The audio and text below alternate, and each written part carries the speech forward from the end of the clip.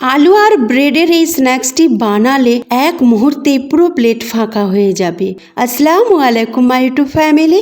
দেশ বা দেশের বাইরে যে যেখানে আছেন সকলকে আমার সালাম। সকলে সুস্থ থাকুন, ভালো থাকুন আর নেক পথে চলুন, এই দোয়াই করি আল্লাহ পাকের কাছে। আর আপনারা আমাদের জন্য দোয়া করবেন, আমরা যেন সুস্থ ও সবল থাকতে পারি আর নেক পথে চলতে পারি। ফ্রেন্ডস, আজকে আমি ব্রেড আর আলু দিয়ে এক দারুণ স্বাদের স্ন্যাক্স রেসিপি নিয়ে এসেছি। এটা আপনারা সকাল, সন্ধে বা ইফতারিতে বানাতে পারবেন। ভিডিওটি স্কিপ না করে দেখতে থাকুন। চলুন শুরু করি। বিসমিল্লাহির রহমানির রহিম। এখানে একটি মাঝারি সাইজের আলু সিদ্ধ করে নিয়েছিলাম, যেটাকে আমি গ্রেট করে নিচ্ছি। আপনারা চাইলে হাতের সাহায্যে ম্যাশ করে নিতে পারেন বা ম্যাশারের সাহায্যেও ম্যাশ করে নিতে পারেন, তবে আলুর মধ্যে একটা গুটলি না থাকে সেদিকটা নজর দেবেন।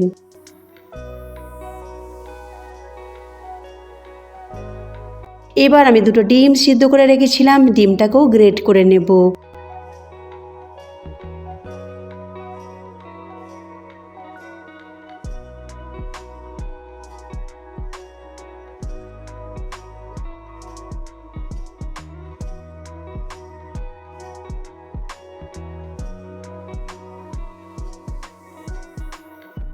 ডিম আমার গ্রেট করে নেওয়া হয়ে গেছে। এবার দেখুন এতে কিছু মশলা দেব। মশলার মধ্যে আমি এখানে কিছু প্রথমে পেঁয়াজ কুচি দিয়ে দিলাম, একটা ছোট সাইজের পেঁয়াজ কুচি দিয়েছি, একটু ধনেপাতা কুচি দিলাম, চিলি ফ্লেক্স হাফ চামচের থেকে একটু সামান্য বেশি, যেহেতু এটা আমার কাশ্মীরি লঙ্কার চিলি ফ্লেক্স তো সেই জন্য একটু বেশি দিলাম। আর ধনে আর জিরেকে ক্রাশ করে রেখেছিলাম, হাফ চামচের মতো দিলাম।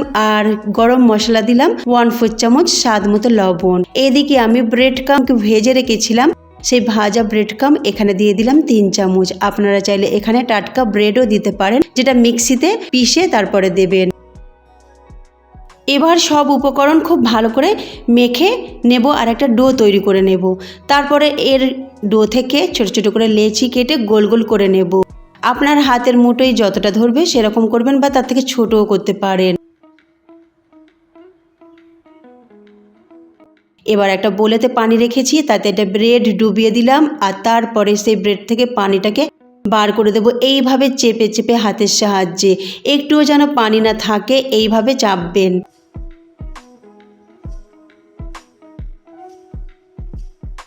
দেখতে পাচ্ছেন আমি কেমন করে চেপে চেপে পানিটাকে বার করে দিচ্ছি। এবার এতে আমি গোল করে রাখা এই আলু আর ডিমের মিশ্রণটি দিয়ে দেব।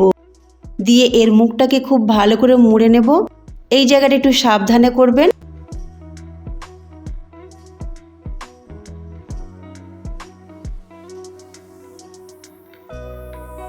দেখুন আমি এইভাবে শেপ দিয়েছি, আপনারা চাইলে এটাকে গোল করেও নিতে পারেন।